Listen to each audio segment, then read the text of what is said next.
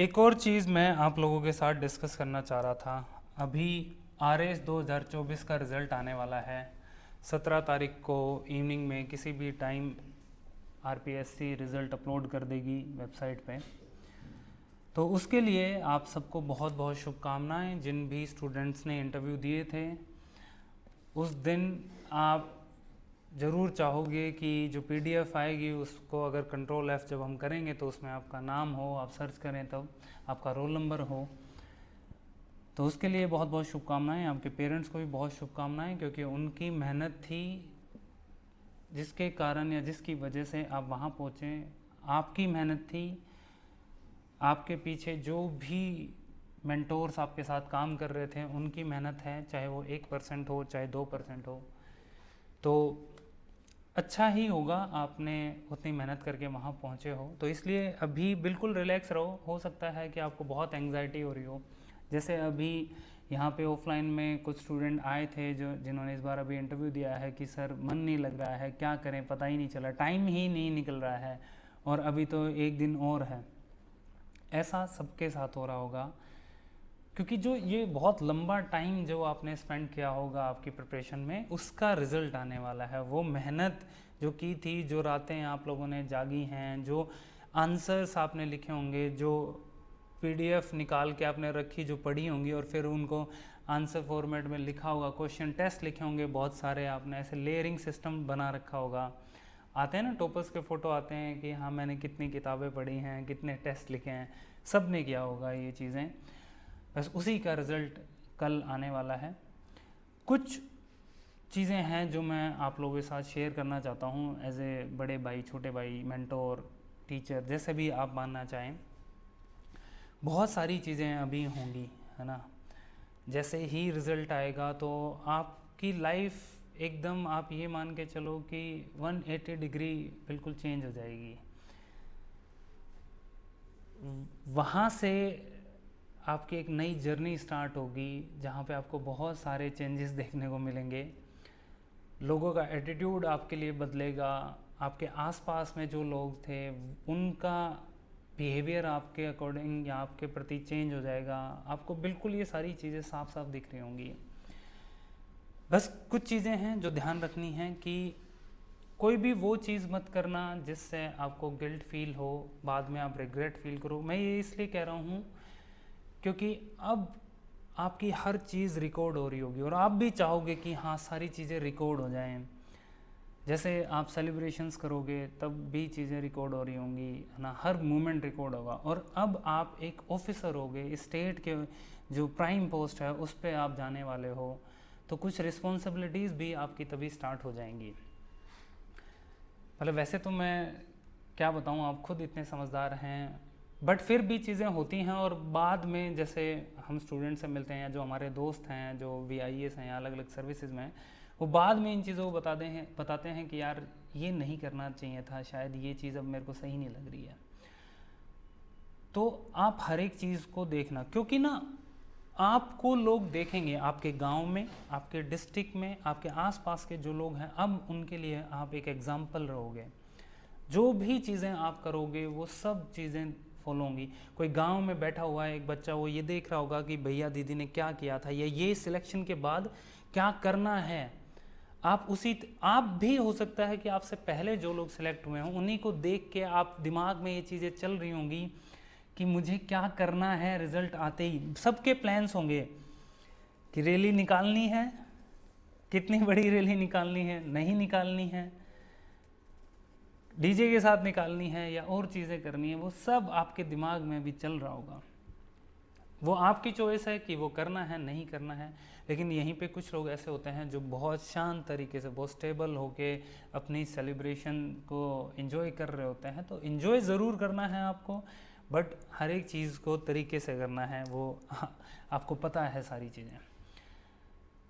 लोग क्लेम करेंगे, जैसे हम भी बताएंगे कि हाँ हमारे यहाँ से कितने सिलेक्शंस लाइब्रेरी में हुए।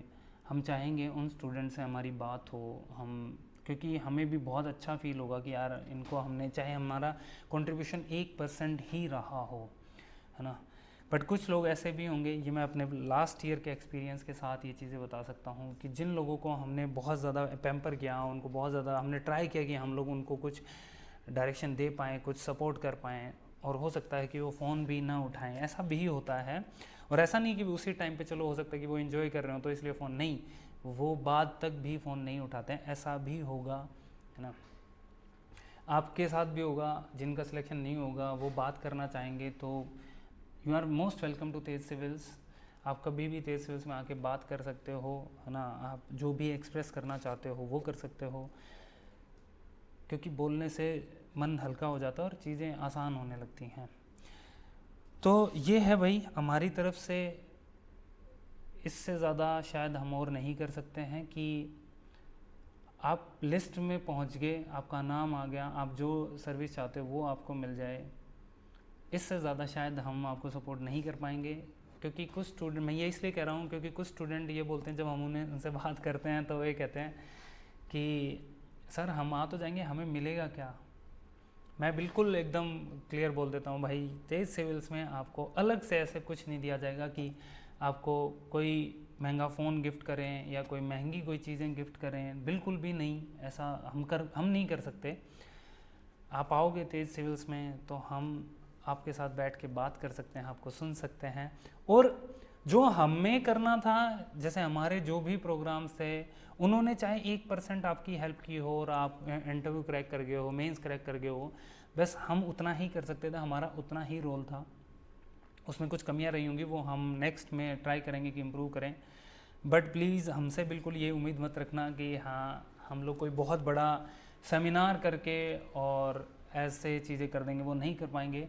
जितना पैसा सेमिनार में और ये सब में लगाना है, उतने पैसे की हम लोग फ़ीस माफ़ कर देंगे। आपके जूनियर सीनियर्स या जो भी लोग आप भेजोगे, रिकमेंड करोगे, हम स्टूडेंट्स की हेल्प कर देंगे उतनी चीज़ों में, क्योंकि वही हम कर सकते हैं।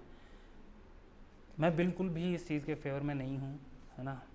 आपको लगता है कि हाँ तेज सिविल्स ने कहीं पे भी 1% भी आपका सपोर्ट किया या आपकी हेल्प हुई है उससे आपके सिलेक्शन में, तो आप ज़रूर बताइएगा, क्योंकि आप ही एक रोल मॉडल रहोगे आपके आसपास के लोगों के लिए। वो आपको ही देख के चीज़ें करेंगे। आप क्लियरली बोलना जो भी है कि मैंने पर्टिकुलर इंस्टीट्यूट से ये चीज़ की थी, मुझे यहाँ पे फ़ायदा हुआ, मैंने पर्टिकुलर से ये कोर्स लिया था, इस कोर्स में मुझे ये बेनिफिट हुआ, सब कुछ बोलो, लेकिन एकदम क्लियर बोलो, गुमराह मत करना किसी को भी, वरना बाद में जाके वो खुद आपको रिग्रेट हो रहा होगा कि यार, हो सकता है कि आप यहाँ पे खड़े होके तेज सिविल्स की तारीफ़ कर दो बहुत ज़्यादा, क्योंकि हम लोग बैठे होंगे यहाँ, आप लोग और लोग होंगे, लेकिन सच्चाई में हो सकता है कि आपको बेनिफिट नहीं हुआ। तो आप बताओ भाई, सबको बताओ कि हाँ यार मेरा ना यहाँ पे फ़ायदा नहीं हो पाया था, मैंने किया था बट मैंने इस चीज़ के अकॉर्डिंग नहीं की चीज़ें, क्योंकि सामने जो लोग बैठे होंगे या जो लोग आपको सुन रहे होंगे वो उसी चीज़ को फॉलो करेंगे। आपने भी फॉलो किया होगा, क्योंकि आपसे पहले जो लोग सिलेक्ट हुए हैं उन्होंने कुछ चीज़ें बताई होंगी और वो चीज़ें आप फॉलो कर। टॉपर्स बहुत झूठ बोलते हैं, आप सबको पता है। कोई दोस्त आपके साथ तैयारी कर रहा होता है, वो पिछले साल बन गया, आप इस साल बन रहे हो, तो आपको साफ डिफरेंसेस दिखाई दिए होंगे।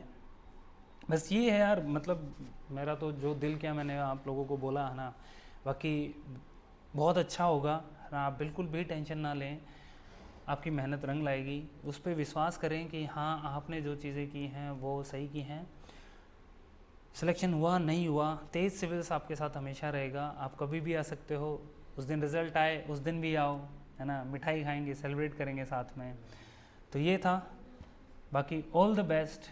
एंड उस 17 तारीख को शाम को ये सेशन वाइंड अप हो जाएगा कि हाँ यार 2024 वाला जो हमारा बैच था वो क्लियर हुआ। जो भी सिलेक्शंस होंगे वो हम सब आपको बताएंगे, और जिनका सिलेक्शन हो नहीं हो वो कभी भी आ सकते हैं।